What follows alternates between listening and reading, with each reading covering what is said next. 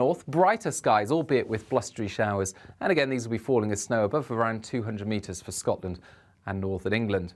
The showers ease quite quickly on Tuesday evening.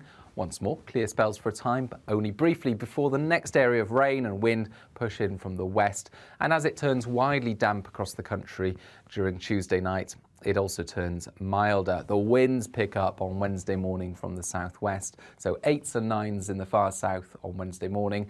Closer to 0 in the far north of Scotland, where we do avoid the rain associated with this system. And the rain clears off quite quickly on Wednesday morning. Some sunny spells coming through on Wednesday morning, but only very briefly before another area of rain pushes in, this turning heavy and persistent over Western Hills. And then the winds really pick up Wednesday night. Storm Dudley expected to bring disruptive, dangerous winds to the northern half of the UK.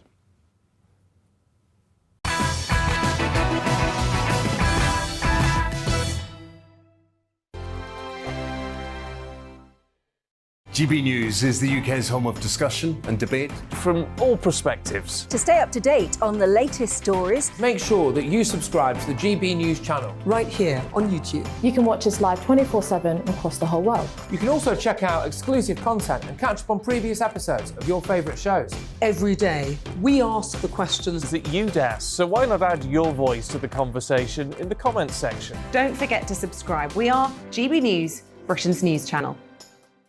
Every night at 11 on GB News, we bring you the next day's stories the day before. Basically like time travel.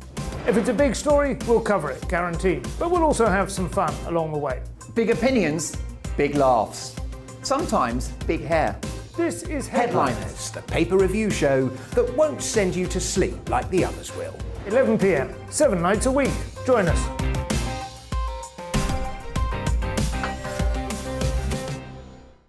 Hello there, I'm Eamon Holmes. And I'm Isabel Webster. And we hope you can join us for Breakfast with Eamon and Isabel. You make me laugh out loud, belly laugh. Is that important first thing in the morning? Yeah, absolutely. And there's me trying to be deadly serious.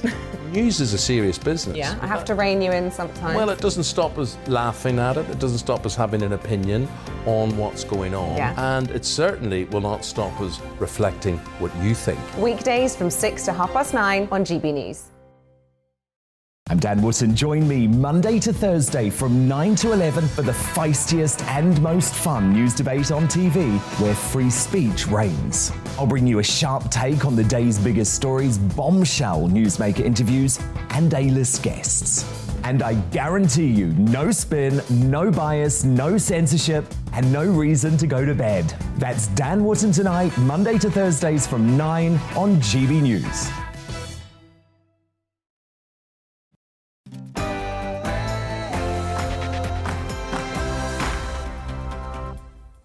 Hello and welcome to Headliners. My name is Dominic Frisby and this is the show that has comedians read the papers so you don't have to. But before we meet those comedians, I hand you over to Polly Middlehurst, who is going to read you the news with great articulatory agility, which, as we know, is a desirable ability, manipulating with dexterity the lips, the teeth and the tip of the tongue. How about that for a tongue twister? Polly.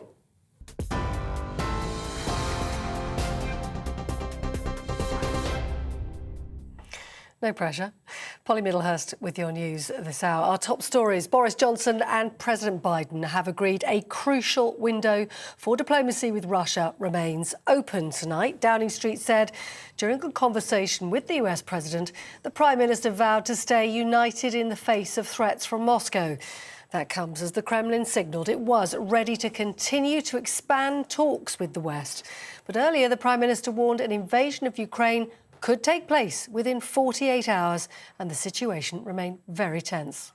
There is still time for President Putin to step back, and what we're urging is for everybody to engage in dialogue, for a conversation to take place, and for the Russians to avoid what I think everybody, certainly everybody in the UK, can see would be a disastrous mistake, disastrous for Russia. Boris Johnson speaking earlier. Well, the UK is deploying a small number of troops now to Lithuania, which is also concerned about Russia's military build-up. Earlier, the Foreign Secretary Liz Truss chaired a Cobra meeting to discuss the UK's position. There is always a choice, but that choice is for Vladimir Putin. He needs to understand that there would be severe costs if he invades Ukraine. And those costs would be felt by Russian companies, by oligarchs, and ultimately the Russian people. Liz Truss. Well, news here at home, and a manhunt is underway to find a convicted sex offender who escaped from an open prison. Paul Robson was serving a life sentence in Lincolnshire for attempted rape and indecent assault.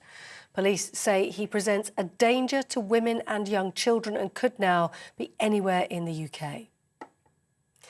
Northern Ireland is ending all COVID restrictions from Tuesday. Instead, the rules are being replaced with guidance. Health Minister Robin Swan is urging people to continue to make safe choices to reduce the risk of transmission. Canada's Prime Minister has invoked emergency powers to crack down on the lorry drivers protesting against vaccine mandates in the country.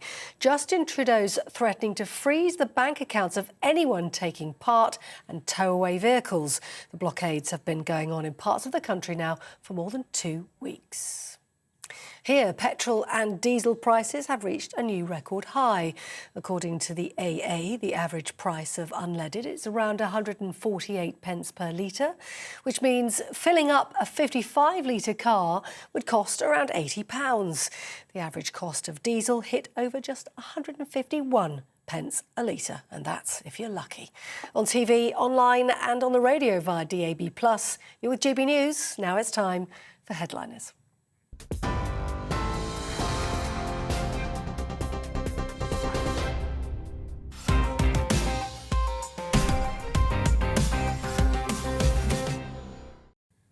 Well done, Polly. Exemplary articulatory agility.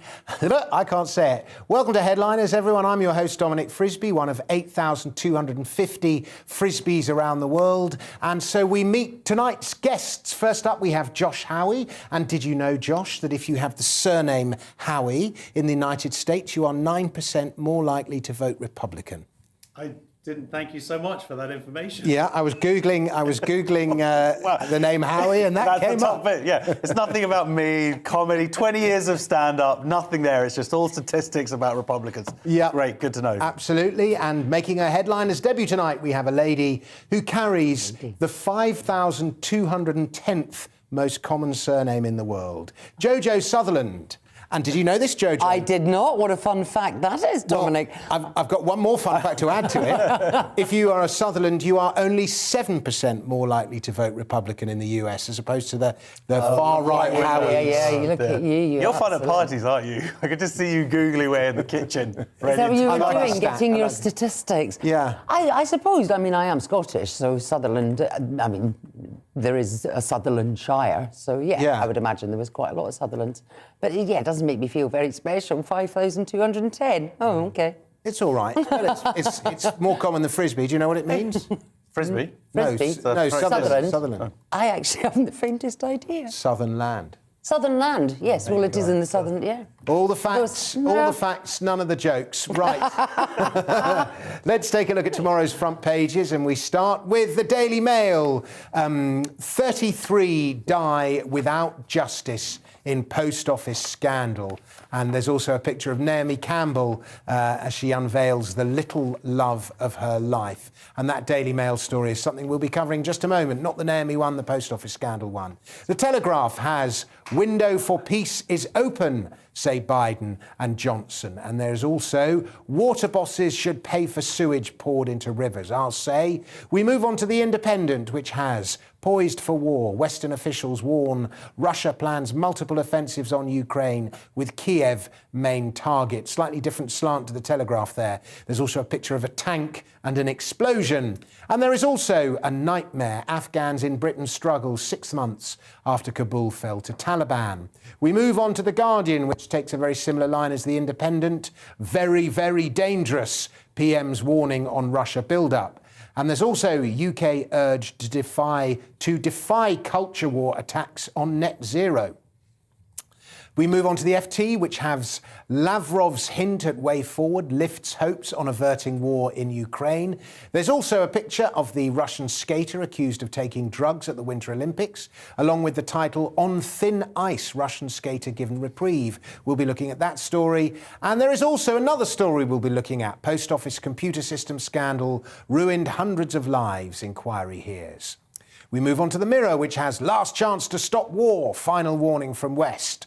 The Times has diplomacy can still save Ukraine, insists Johnson, and petrol prices reach record high as cost of living crisis bites. We'll be looking at that story too, and that crisis. The Express has final warning, Putin, it's peace or you'll pay high price. At the moment, I'm afraid to say, it's us paying the high price, but there's a picture of Boris and Biden nonetheless. And finally, The Sun, penultimately, The Sun has Pickford brawl over tiny T-Rex arms taunt. I have no idea what that story is, but it sounds quite funny. The Metro has PM just say no, Europe hooked on Russian gas supplies, and there's a picture of Naomi Campbell looking very beautiful, along with the headline, she's my baby and she's not adopted, Naomi a model mum. And finally, what a lot of headlines tonight, but finally we have the Daily Star. It all kicks off. Vardy won, Rue won, and this is referring to the court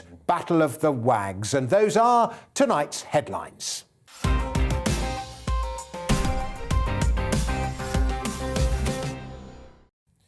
And so we start with the Times, and it seems that there might be a breakthrough, a positive breakthrough in the Russia-Ukraine dispute. Russia may be happy not to invade if Ukraine suspends its ambition to join NATO.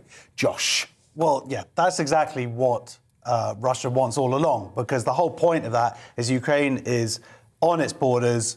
It's a big plain of a country, easy to invade from there. And that's what they've wanted all along. They wanted a buffer zone. So that's really what it's all been about. And every time Ukraine sort of cozies up to the West more and more, that scares Russia more and more. So that's what this whole thing has come down to. But this particular story in the Times is they're talking about this offer to not go in the Ukraine. And basically what happened was the Ukraine's British ambassador to Britain said if it would consider, dropping the NATO, joining NATO, he said we might, especially being threatened like that, blackmailed by that and pushed to it, which is not exactly an offer to do it. That's what he's saying. But immediately the Ukrainian foreign ministry said, no, being part of NATO or wanting to be part of NATO is actually part of their constitution. So it's not going to happen. Yeah, I don't think NATO is perceived in quite the same positive light by Russians as it is. No, of course not. No, it's the whole point of NATO exists to curtail. That's why it was set up, wasn't it? It was particularly the West to be, defence against Russia. So yeah. So it's getting a bit closer. It's getting a bit close to home, and keep moving the goalposts. They're like, hey, back off. Yeah. But there are signs that things are maybe turning a corner with this, because various Russian sort of diplomats are kind of saying, oh, look, all these war exercises are actually going to be coming to an end soon, and they're kind of, maybe that's to save face. I don't know, but they're not sounding as aggressive as they were a few days ago. Yeah. Do you think Russia invades, Jojo, or...? Well, I mean, it feels a little bit sort of last century, doesn't it? Are we still going and invading countries? I don't think we should be, and I think that we should be able to communicate better. Do you know what I mean? So as human beings, you mean, and not as opposed to Russia? No, but I just think, there has to be a solution that doesn't involve, tramping into someone else's country and just sticking a flag up. Invasion does seem very last century. Isn't it? Come to the... It's so not politically correct. Yeah, it's just not. Going over and murdering strangers. Just why invade when you can send an email or a tweet? Yes. I mean, much more abuse with some Twitter tweets would be nice. Yeah, that should be the new war. Yeah. Today was the first day in the Post Office IT scandal inquiry, the worst miscarriage of justice in recent British legal history. This is a horrible story. It is a horrible story, and actually it kind of reinvigorated my fury from when it was, first happened. I mean, it's 20 years this has been going on, and, that these post-sub-mistresses and masters that were just basically made out to be liars. Because we have institutions that we're taught to trust, like the post office, then we were just, they just assumed that they must all be stealing. But there was 700 prosecutions or, accusations of theft. And, they kept saying it's not us, there's a problem with the system. And nobody took any notice, or they tried to cover it up. And, that's why the inquiry is happening now. Yeah, the faulty IT system was treated as gospel. 100%. And 20 years ago, an IT system, of course it was faulty. And, what was interesting to me is that there were people who were clearly innocent pleading guilty. Yeah. Because in some cases they were encouraged to, but I think this is what happens is people, when they're under a lot of pressure and often to plead guilty is often the easiest thing to do, even if you're innocent. Well, people get browbeaten into things. And, but I can't, it just is quite chilling that so many of these people, they were usually, your local post office, local communities. So people that have been postmasters for 20 years were ostracised by their communities and their families and, and they knew Particularly when they were pleaded innocent. guilty, yeah. Yeah, they knew they were innocent, but then maybe, what we call gaslighting now, maybe if the post office, this, revered, trusted, friendly local post office is saying you've stolen money, maybe you start to believe it. Have you ever had faulty IT issues? Oh. Only when I need to call my wife. Okay. But, people have died, since this all happened. And the amazing thing, how has nobody been prosecuted? How have no names come? There were people working at the time for the post office who were seeing this through, pushing this through, and I'm sure, and I believe that there's evidence that that they knew a little bit. There were questions that were raised a bit earlier. That's hopefully what's going to be uncovered here, because there have to be, at the end of the day, when you're hiding behind these big institutions, there are individuals who are working there, and we need to find out who they were and what they did. But the fact that it's taken so long, that's what the wheels of justice just roll on and on. 20 years to even get to the stage of an inquiry. And I think with the post office would have been a public body at the time, wasn't it? Yes, absolutely. I remember getting... It always seems to take longer with the public bodies as well. Yeah. I will say, if I could just a message to my local post office, please stop trying to upsell me on the passport thing. I could check it myself. I'm just saying, if you're watching, I support you, but just less of the upsell. But I think it's a lesson for us all as well in terms of this blind faith that we have in these institutions that, like Sage. Sage. Come on, Jojo. Yeah, we'll get to that. So I think what happens is there's a machine, and once the machine ball is rolling, in this case that the IT system was right, and then once the machine, and I think individuals just feel it's not worth fighting the battle, even if they can see that a misjustice has been perpetrated. They've got their own career risk, their own things, and it's just a battle not worth fighting. And also still that kind of, it was still quite early days of computer technology that people were kind of going, oh, well, the computer, the computer says no, the computer must be right.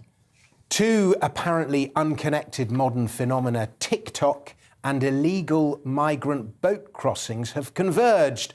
For our next story, Josh, which is in the Mail, and I guess it was a matter of time before migrant crossings was going on TikTok. I guess so. So two influencers, do I need to explain what influencers are? No. People who spend all their time on TikTok, basically, and have a lot of followers. And two of them came over with sort of genuine migrants. Tunisian influencers. Tunisian influencers came over. Say it 3 times. Tunisian influencers. Didn't go to drama school, I'm afraid. But they've sort of been criticised of glamorising what happened, because it's actually the most dangerous migrant route. I think 17,000 people have died since 2014. And not only that, when they came to Europe, they paid £1,000, which is... it's not bad. That's bad if you don't have anything. But, if I'm thinking British Airways or whatever. But they came over and then they took lots of photos of themselves at kind of the Eiffel Tower and BMW. So they're kind of, anybody who's watching that and seeing that are thinking, oh yeah, go to Europe and we're going to hang out in BMWs and go to... They certainly have. They've done all the things that you would do if you went on holiday to Europe. Yeah. And they've glamorised it. But I can't afford to go and hang out with BMWs. But I'm slightly confused as to whether they were being migrants or whether they just hopped on a migrant boat. I don't quite know how this has come about. I think they hopped on a migrant boat and then they've been criticised and now they're saying, no, I'm actually a hairdresser and I was doing it for Yeah, that's the interesting thing, is the use of the word, in that article, the use of the word, the migrants are forced to make the crossing in order to escape poverty. No, I think that it's done on a voluntary... I mean, their circumstances might look at their circumstances and go, I'm going to go. No one's got a gun to their heads. Some people, of course, are escaping war.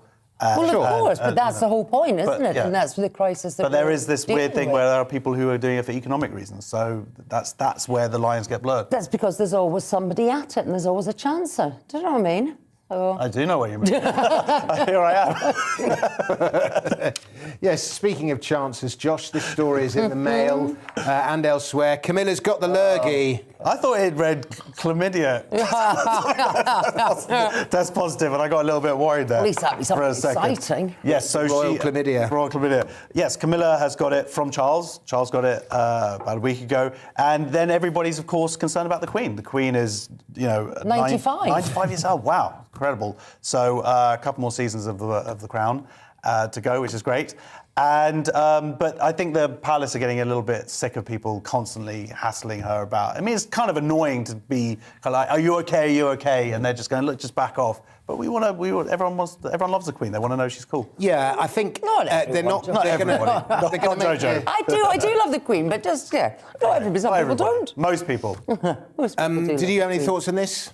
I just get slightly that thing of people's obsession with how the Queen is. It does become a little bit, wearing. She's 95. We would expect that, Lord love her, that she's going to be decaying a little bit. Oh my God! Sorry. Jojo, this is GBNews. What are you doing? We share the same birthday, so I am. Wow, you're 95 as well. Yes. Wow. So, 21st of April, the actual Queen's doing very birthday. good. No, I do. I absolutely adore the Queen. But it is that thing. It's like, she is, and I think what a bit of privacy and stop prying into her every issue that's going on with her. And yes, we want her to be well, but again with this whole COVID testing positive, and is it testing positive or what? That's the difference between. But even if you've tested positive, what does that actually mean? Are you lying in bed with a thumping headache and feeling? Are you saying dreadful? that Prince Charles deliberately gave it to her? No. But do you know what I mean? She might just have a sniffle. Just check. Leave her alone, that's what I say. Okay, It's none of our business. Yes. Convicted sex offender Paul Robson, who's not to be confused with the great baritone Paul Robson, has escaped from jail, and the police are worried, Jojo. Well, so they should be, because he was convicted 20 years ago. He's a particular danger to women and children. And he shares your birthday as well. And he does share my birthday, yes. Yeah, there's a lot of people my birthday.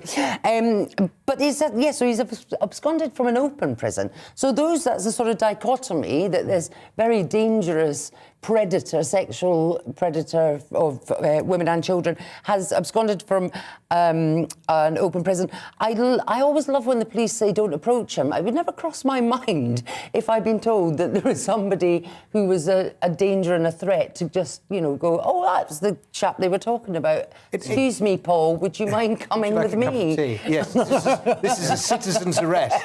What was he doing? I guess he must have behaved well or something, but what was he doing in an open prison, one can't help wondering? Well, that's the thing. I thought the way the prison system was meant to work was as you were rehabilitated and moving towards being released, that the open prison system was because the authorities felt that you were then able to be reintegrated into society. Well, he's in an open prison, and they've then said, absolutely, he's a danger and a menace and nobody go near him. So and if the police it's quite strong rhetoric from the police. Very strong. Yeah. And so that assumes that he's still a potential threat. Yeah. So he was probably doing something in prison that makes them know. Well, one thing he was doing was growing that incredible goatee.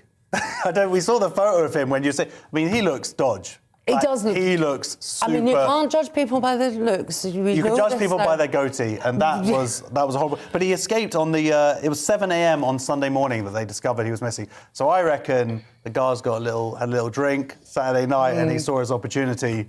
Then they were. I mean, the other thing that does slightly alarm shaved me. His goatee off. So how do we know? Yes, disguised himself. But the very fact as well that his original crime that he committed, he got into this woman's house through a cat flap, which in itself, I mean, cat flaps are not enormous. Blimey. And so, yes, so... Houdini as well as Jack the Ripper. so Right, he's we've reached the slippery. end of part one. We're going to take a break now, scrutinise the ads, buy their products, help fund us. And then join us for part two, when we will find out how Mauritius is occupying British territory.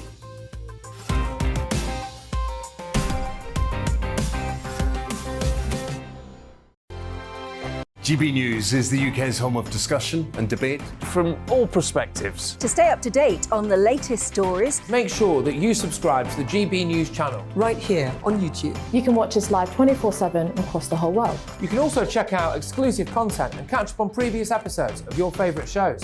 Every day, we ask the questions that you'd ask, so why not add your voice to the conversation in the comments section? Don't forget to subscribe. We are GB News, Britain's news channel. Every night at 11 on GB News, we bring you the next day's stories the day before. Basically like time travel. If it's a big story, we'll cover it, guaranteed. But we'll also have some fun along the way. Big opinions, big laughs. Sometimes big hair. This is Headliners, the paper review show that won't send you to sleep like the others will. 11 p.m, 7 nights a week. Join us.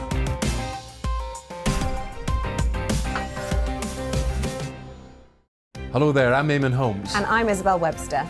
And we hope you can join us for Breakfast with Eamon. And Isabel. You make me laugh out loud, belly laugh. Is that important first thing in the morning? Yeah, absolutely. And there's me trying to be deadly serious.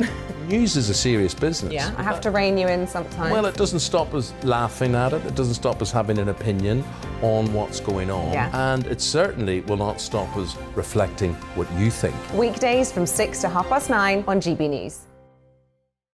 I'm Dan Wootton. Join me Monday to Thursday from 9 to 11 for the feistiest and most fun news debate on TV, where free speech reigns. I'll bring you a sharp take on the day's biggest stories, bombshell newsmaker interviews, and A-list guests. And I guarantee you, no spin, no bias, no censorship, and no reason to go to bed. That's Dan Wootton Tonight, Monday to Thursdays from 9 on GB News.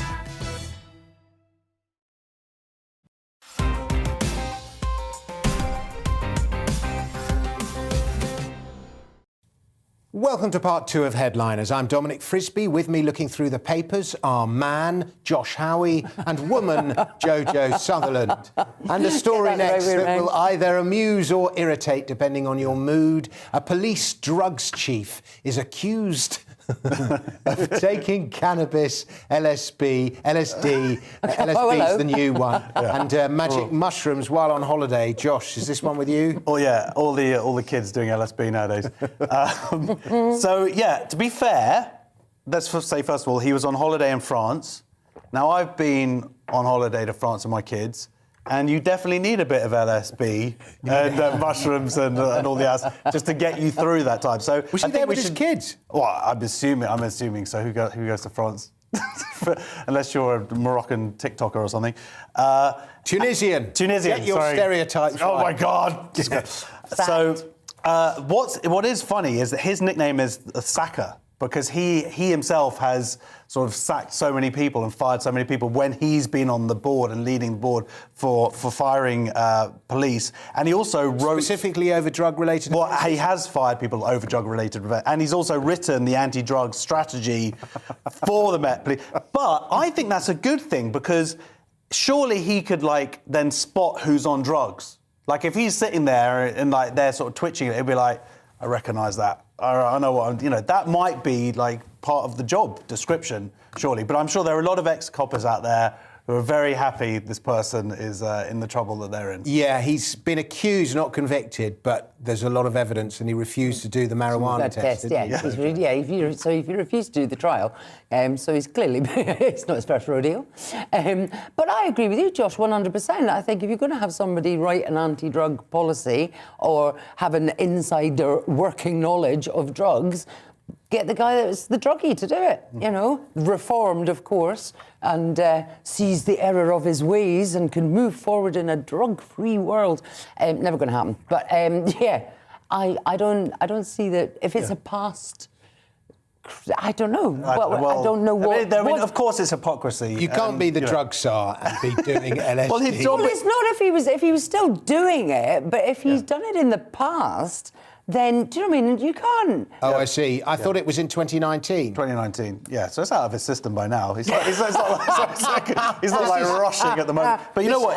But he wrote the anti-drug strategy in 2018. Okay, but you know, okay, it's a technicality. Time is different when you're on mushrooms and acid. You know, who knows what's going. But also, his job was to raise awareness about the dangers of drug use. So I think losing your job is quite a good way of illustrating that. This is, do you know what the one thing that stood out about this story for me? This is speaking as a comedian, a freelancer. Bennett has been suspended on full pay since July 2020. Man, you can buy a lot of weed with that full pay. Well, just like, isn't it? How can you be suspended on full pay? Yeah. Like the depths of the public purse when you work for those big institutions. I suppose there's this little. You have to be on full pay for 18 months. I can't even imagine being on full pay for. I've never been on. What is full pay? There is a little matter of, you know, innocent until proven guilty, obviously. Sure. Remember the post office workers? Hello. Sure, absolutely. But it's just the ability to be able to sack someone on full pay. Yeah. Which is just something I've never experienced. I have a good feeling about you, mate. You'll get there. I'm trying to get GBNews staff, and then I'm going to set their drug policy, and then I'm going to go on a total binge. Right. The Express is next, and the subject is the channel crossings. So your fact detecting antennae should be activated. I stress it's the Express. Jojo, tell us this story. Oh, hello. Right, OK. So I don't know which version of immigration policy we're on now. I don't know if we're on to version 367. But anyway, Priti Patel, the Home Secretary, in case you didn't want to know, wants all those who arrive in the UK illegally now to be sent abroad for processing at an offshore centre for migrants. Do they know where this offshore centre is? Well, this is what's hilarious, is that they haven't found a country in which to place it. So I don't know if now the UK is thinking of invading Ukraine and using that. What about, we're going to do this story in a second, but perhaps that island in the Indian Ocean? Yes, Mauritius absolutely. Is just occupied. Go and stick a flag somewhere. So there's been a charity that indicates the plan to process migrants overseas will cost an eye-watering 1.4 billion. But the analysis is based on Australia, which also currently sends people that are legal immigrants to offshore, and suggests the cost of housing an asylum seeker was 230,000 when numbers were at their peak, and then it increased to as much as 1.9 million. But in contrast, keeping an inmate locked up for a year onshore costs under 50,000. Bargain. I think, though, the issue here... they're just panicking. I think they're panicking. I don't understand why we leave it so late. You know, we're watching people, you know, getting washed up on beaches and these migrants crossing on boats. Why can't we go back down the line and help there? Do you know what I mean? Why are we waiting until lastminute.com? I think the situation is always kind of changing a little bit. I think it's more people are now, because other avenues have been closed off, they're having to use the boats in a way that they didn't necessarily use before. I think that's part of the problem. What this study doesn't tell you... And I only learned that because I happened to be doing the show a few weeks ago. It's not like I'm not normally... What the study doesn't tell you is that if you were to place migrants... Let's say you ship them off to the Falklands or wherever it is, island in the Atlantic somewhere, to process their things, and they were stuck on this island in the middle of nowhere, and it was known that this is where all migrants end up, that would be a huge deterrent. And so even though the cost per migrant would be higher, the benefits of that, if there are any benefits of the deterrent, that hasn't been factored in. So it might actually reduce costs in the long term. Well, it might reduce costs and reduce deaths because, you know, the crossing of the channel is... I think someone's angling to host Nigel Farage's show when he goes on holiday. I'm available. Yeah. That's what I'm saying. I'm available. Right. The Jewish far right in France, Josh, and scandalous accusations for our next story. You showed me. I wouldn't have said anything about that if I knew this story was coming up next. So, yeah, this is the far right French president candidate, Eric Zemmour, he's Jewish, right? He's also arguably far right.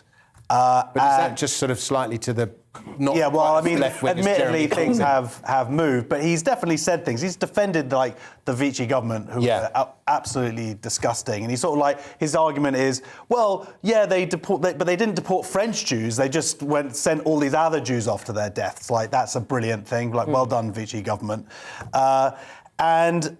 There is a problem here because I don't like the term token Jew, but you see it on the far left and on the far right of people who are Jewish, but they're using that identity as a way of their tribalism extends more to their politics, if that makes sense. So most Jewish people who I know, and I happen to know a lot because I am, and that's my life, the kids go to a Jewish school or whatever, are like on the left, centre left. I would say that's sort of the majority default position of most Jews, sort of a liberal thing.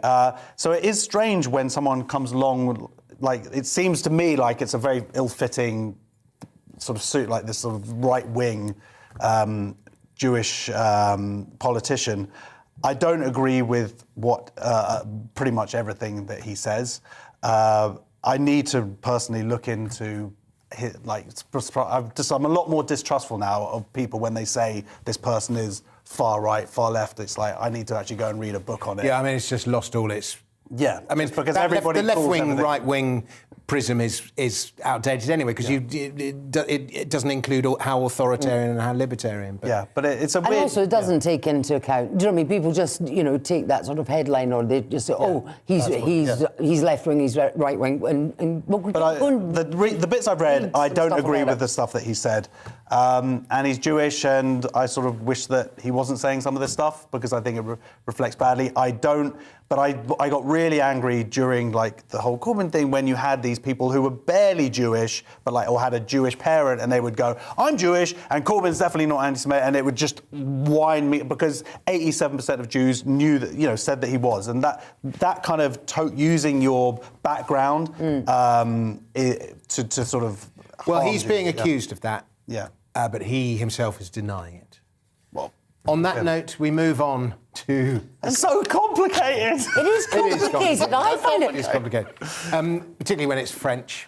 Eminem took the knee at the Super Bowl, Jojo, and apparently the NFL tried to stop him. Well, allegedly. Doesn't everything have to be sort of allegedly and supposedly and maybe? And so the NFL have denied that it tried to stop Eminem from taking the knee at the Super Bowl. So he done a rendition of Love Yourself, and at the end of that took a knee, held his head in his hand in apparent tribute to the former San Francisco 45ers quarterback, Colin Kaepernick. And so it is, I think, do you know what I mean? That's where it originated from. The NFL have been accused that he's never played since then, that they blackballed him. They're denying everything. But again, we're back to the, people saying what they think they should say in order to say the right thing, going around in circles. So it wouldn't surprise me if they were furious at Eminem for doing it, but they are publicly denying that they had said it. I mean, let's look at the science here. Eminem is in his 60s. He was probably very tired after doing it. He probably just needed a rest. Done with Mary J. Really Blige. 60s. It was just. He's just tired. He's knackered. He's just like, I've just done a big song, and I have to say it's "Lose Yourself" because I didn't want to, but it's "Lose Yourself." Great, it was a great song. Big fan of Eminem. Look, he did it. They said that, look, you do so many rehearsals, whatever, there's no way they didn't see it. And I mean, he might not have rehearsed the kneel. Yeah. I have got, before we move on to the next story, the best Eminem fact in the whole world. How many Eminem? What's his surname? Who played the sample that he sampled for My Name Is?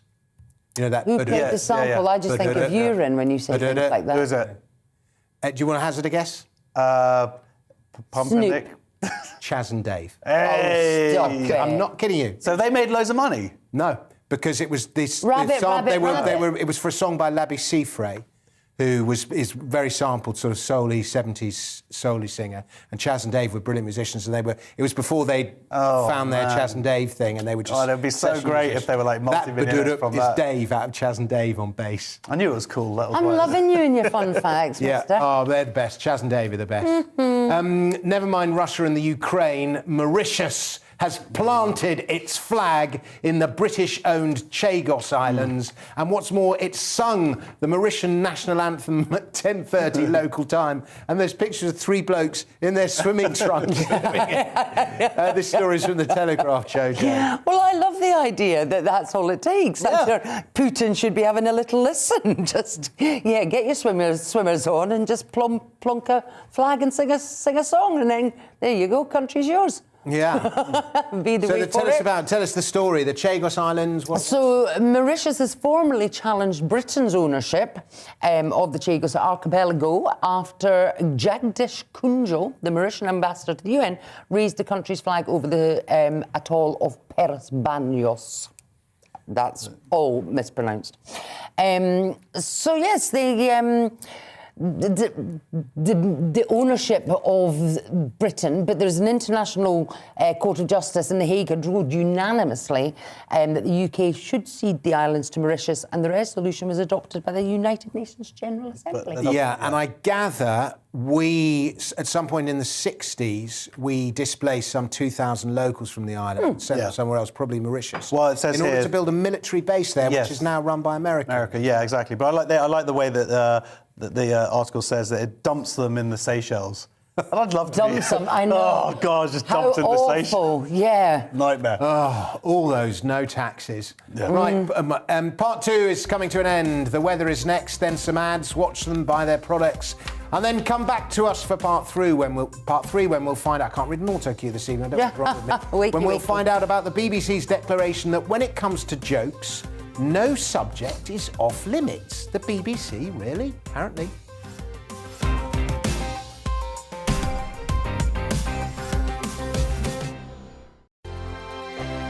GB News is the UK's home of discussion and debate from all perspectives. To stay up to date on the latest stories, make sure that you subscribe to the GB News channel right here on YouTube. You can watch us live 24/7 across the whole world. You can also check out exclusive content and catch up on previous episodes of your favourite shows. Every day, we ask the questions that you'd ask, so why not add your voice to the conversation in the comments section? Don't forget to subscribe. We are GB News, Britain's news channel. Every night at 11 on GB News, we bring you the next day's stories the day before. It's basically like time travel. If it's a big story, we'll cover it, guaranteed. But we'll also have some fun along the way. Big opinions, big laughs. Sometimes big hair. This is Headliners, the paper review show that won't send you to sleep like the others will. 11 p.m, 7 nights a week. Join us.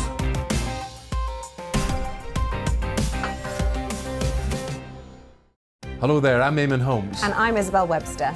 And we hope you can join us for Breakfast with Eamon and Isabel. You make me laugh out loud, belly laugh. Is that important first thing in the morning? Yeah, absolutely. And there's me trying to be deadly serious.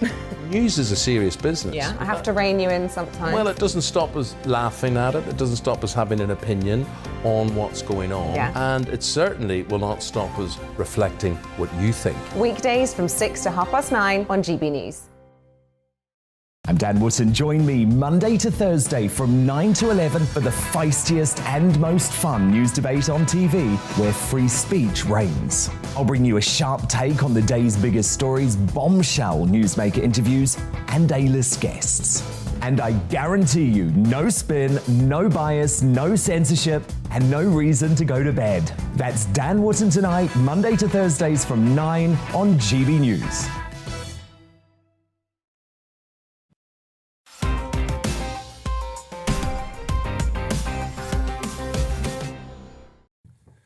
Welcome to part 3 of Headliners. My name is Dominic Frisby, and with me looking at the papers are 2 comedians, both of whose first names begin with a J, and both of whose surnames are Scottish. How unlikely is that? Not unlike that. They're not that unlikely. Josh Howie and Jojo Sutherland. And you're reaching with these links. I really am reaching. And I am I've had to Scottish. write a lot. Well, we've got one. Anyway, right, let's turn to our first story. You print loads of money over a sustained period. You disincentivise investment, either via taxation, regulation or relentless rhetoric. And the result is that the price of the underlying asset goes up in price. Petrol prices are surging, Jojo, and nobody saw it coming. Well, everyone saw it coming. Everyone saw it coming. It's... Do you know that way where you're just kind of going, tell us something we didn't know was going to happen? So again, because of the crisis in Ukraine and Russia, we rely so much on Russia for their refineries. But yeah, they're set to rise to £1.48 a litre. Yeah.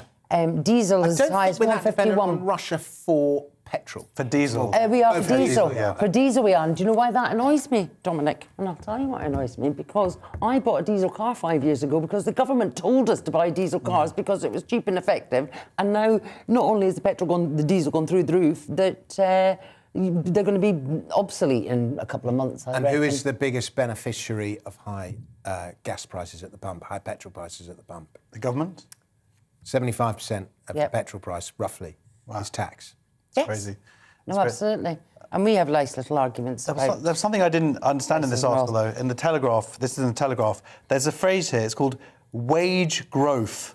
As a comic, it's talking about 4.2% towards the end of 2021 for normal people. For comics, when was the last time money went up in any way or down, 20 years ago or something? If that, I mean, it's crazy. Well, and people have been asked not to ask for pay I'm rises. getting some well-paid gigs. Are you? Yeah, but Delighted normal for you, club Dominic. gigs, the money has not gone up at all. In the noughties, you would get 250 quid to do jonglers, and now you get, what do you get, 170, is it? Yeah, 150. Jonglers went bust. Yeah. I thought jonglers went bust. Yes, Been well, reinvented, isn't it? the equivalent. But yeah, it's just soaring inflation, tax increases, high energy prices. Yeah, we're all going to be very cold and very hungry in a couple of months. All cuddle in, folks. And it's also, not a going lot to be of fun. comics are just going to be doing gigs in their local area. Yeah, it's just also not worth it. You don't factor that in with comics. I mean, it's not all about comics, but you drive you drive all that way to the gig. Your petrol cost is a direct cost of the gig. Yeah. So it's crazy. And if you can't get an electric car because you can't get far enough without it running out. And I think 70% of the source of most of electricity is fossil fuel anyway. But anyway, that's another argument. The anti-Valentine's Day movement is rising. Jojo, this is from The Guardian. I'm delighted as a recently separated woman. Mazel tov. I know, thank you. I even when I was happily married, which is some time ago now, we never celebrated Valentine's Day because it just seemed like an awful lot of effort for one day when I did love him enough to like him all year round.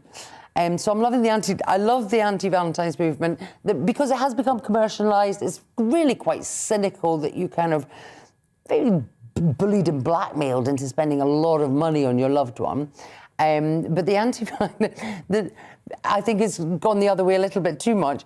There's an Annabelle charity has offered sort of anti-vaccine, sorry, slip of the tongue, anti-Valentine ideas such as litter trees for your cat that can have the name of your ex. Or even your present. Etched into the bottom of the litter tree, which I just think is fabulous every time your cat goes and does his business. But yes, the cards are reading things like happy, unimaginative, consumerist, entirely arbitrary, manipulative, shallow interpretation of Romance Day. Meh. Yeah, I'm sure that person is definitely single. Yes. Right, the Times is next, and no subject is off limit for comedy, says the BBC. No subject is off limits for comedy, says the BBC. Really? Yeah, so Graham Norton, I think it was a pretty good joke what he said about it. Yeah, it was funny. He said, basically, this week, Boris Johnson flew off to Ukraine, but if you're watching on Catch Up, as we call it now, southwest Russia. That's a funny joke, right? Very funny. So there we go. And people complained about it. And the BBC's director of editorial policy said, yes, so you say that freedom of speech and broadcasting opinions, some may find them offensive, but no subject is off limits, essentially. So I'd like to see Graham Norton do a joke about trans people next week. Good luck with that, mate. I who's admire him for picking? saying that. I mean, it's not the case in practice, but I think the BBC get more complaints about their comedy than anything else, and not just because of the quality. Yeah, and not ever since I've left as well. Well, I think it's that thing that people love when they complain about comedy. They always put it in inverted commas, don't they? So-called comedians. So-called comedian. That's how I comedy. introduce myself But on why? stage. I mean, who is complaining about a silly little joke?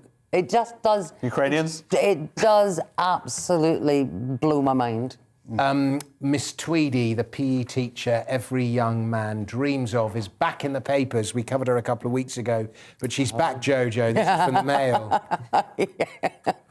Well, you see, yes, now apparently she has been struck off the Register of Teachers. Give us some background to those. Right, a little bit of salacious. Miss Tweedy. A little bit of salacious For those people gossip. alone on Valentine's Day. Well, this is again, this 27-year-old who now works as a yoga teacher in Dubai because she's no longer a registered teacher.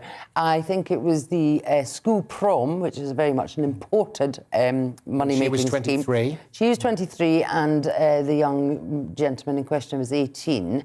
And see, I don't know how to take it. She was dancing inappropriately. Now, that could be just mum dancing. Do you know what I mean? I know my kids ever see me dancing, they're like, please stop it, and they're horrified. So I don't know if it... But no, I think there might have been some... Do you do a lot of grinding? No, that's a different app. Let's go. Let's get the camera ready. Only when Chaz and Dave are playing. So, yes, so I think there might have been some... She's taken a few drinks. She says she was spiked. She might have kissed an 18-year-old boy, maybe in a hotel bedroom. There seems to be a lot of not verifiable information around whether or not there was sexual relations with this young man. And all I can say... Back to avoid the Premier Inn. Yeah, classy. I know, isn't it? And I know morally there is a thing, you know, the teacher-student relationship, that we should be mindful that there is a degree of responsibility. It's not a proper teacher, she was a PE teacher. It is a degree of responsibility that you do have to have, but I just know that a lot of me and my fellow classmates wouldn't have got the A's we'd got if things were... No, I'm joking. Jojo. I don't know why, but I just think it's different when it's a woman on a boy who's 18 than it is 23-year-old woman. Yeah, well, there was a Curb episode, one of the recent Curb Your Enthusiasm episodes, where it's exactly that. Someone claiming that they were abused by this elder actress when he was 17, and this, like, well-famous... And, yeah, Larry David's having none of it.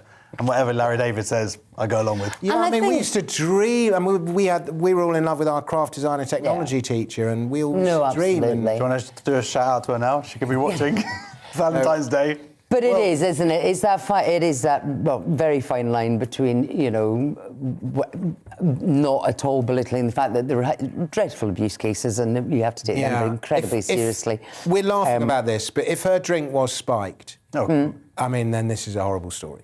Yeah, it changes the whole dynamic of the story. But and this is the evidence. thing. She's been struck off, and so it would suggest. I mean, she's got a punishment. She's living in Dubai now, so Well, also I bet you she's gone there to escape three comedians on headliners going... But it's she's watching it on YouTube.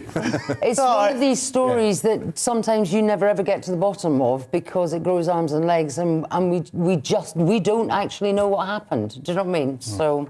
Drug taking among young Russian female skaters at the Winter Olympics, Josh. This is in The Guardian, or maybe just one female skater. Yeah, 15-year-old Russian skater Kamila Valieva. If I said that correctly, Not Parker Bowles. It's a very, very complicated story in The Guardian, what's happening here. But essentially, on Christmas Day, she was tested and found to have drugs in her system, a drug called trimetazidine. Anyway, so first of all, who's working... there's a drug tester out there on Christmas Day who probably went round to a house and went, you thought that this was the day you could take some trimetazidine.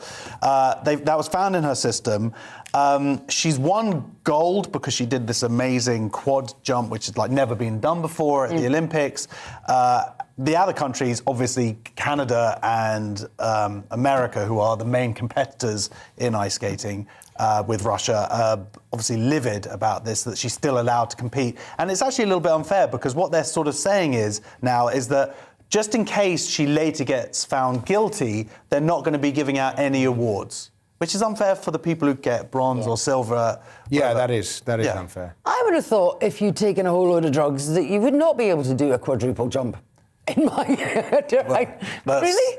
That's what I thought. It says. I would have thought she'd have been falling over a lot more. The choreographer said they'd all been waiting for this in Russia and everything. He said, everyone is happy today. Come on, our girl, fly, angel, fly. So she's obviously still on drugs. I will say this.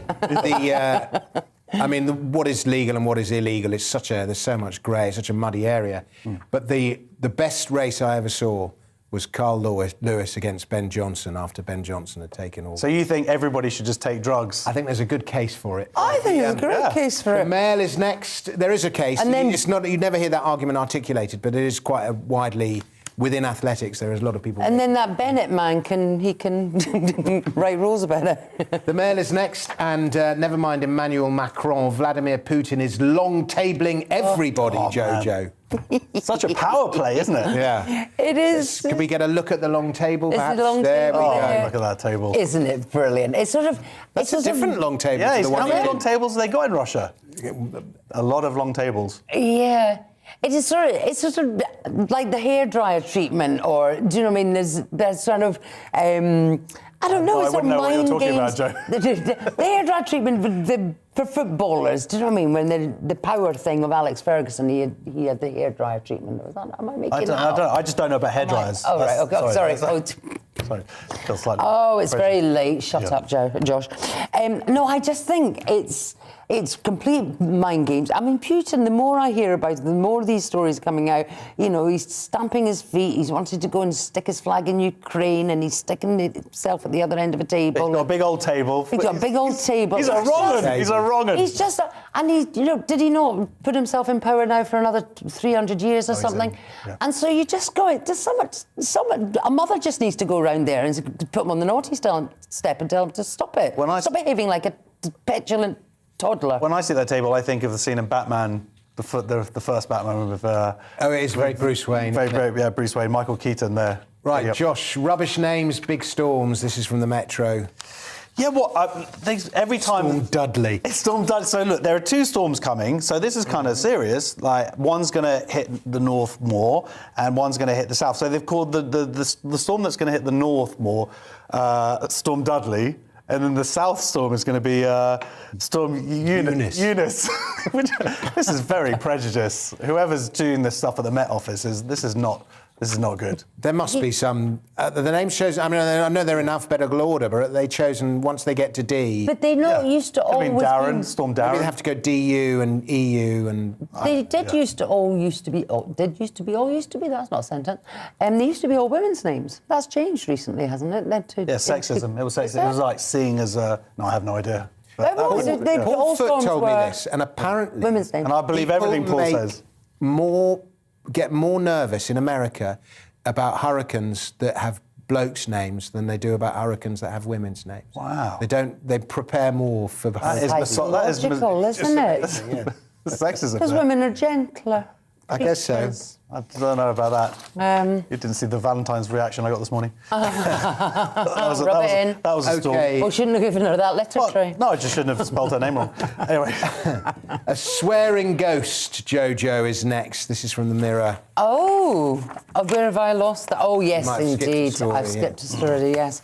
Well, now I need to be very careful how I read this, because in order to... no swearing. Yes, well, then why did they write swearing words on my piece of paper? There's a lot. Let's just say there are a lot of stars. There's a lot of swear words here, is all I'm saying, OK? But no, so apparently there's a woman dressed all in white who is haunting an area known as Dead Woman's Ditch.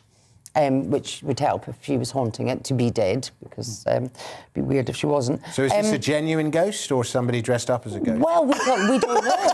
We don't know. We think it might be somebody dressed up as a ghost, and the people are saying that it's after the murder of Jane Wolford. And this is in the 1700s, by the way. 1700s, but we can joke people about it now. over the years have said that she jumps out and she tells people to go away, remove themselves in a swearing fashion that you can all figure out. Which for I think yourself. they say that swear word in 1780. Well, that's what I was thinking. So I think this could be it was invented in 1712. Susan Morrison, if she was here, would tell you the whole She knows origins. her swearing. Okay. Yeah, I'm Scottish. Do you know what I mean? I could give you the origins of a lot of swear words that I've learned from Miss Morrison, indeed.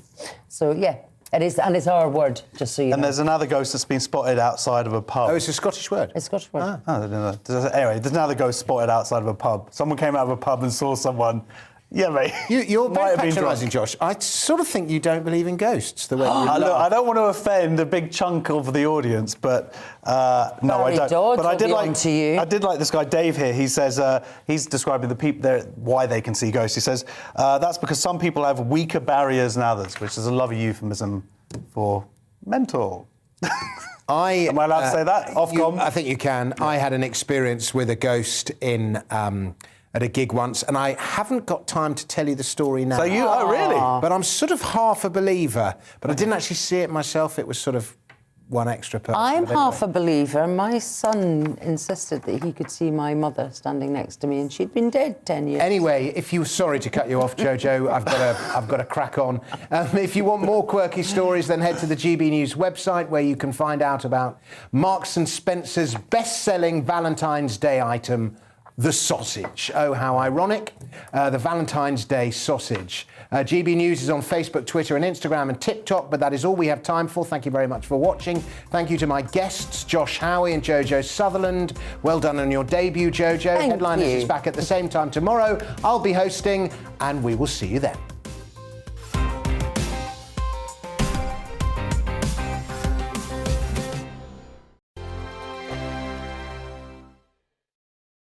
Hello there, I'm Eamon Holmes. And I'm Isabel Webster. And we hope you can join us for Breakfast with Eamon. And Isabel. You make me laugh out loud, belly laugh. Is that important first thing in the morning? Yeah, absolutely. And there's me trying to be deadly serious.